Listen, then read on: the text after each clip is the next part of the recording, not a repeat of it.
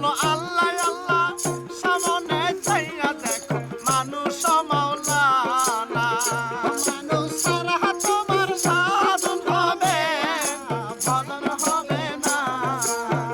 মানুষ ছাড়া তোমার সাধন হবে না, ভজন হবে না। মানুষের পক্ষে খোদা তার হেঁটে ছিল না। মানুষ ছাড়া তোমার সাধন হবে না, ভজন হবে না। মানুষ ছাড়া তোমার সাধন হবে না, ভজন হবে না। ও মায়ার চাহিরে খোদা স্বামী,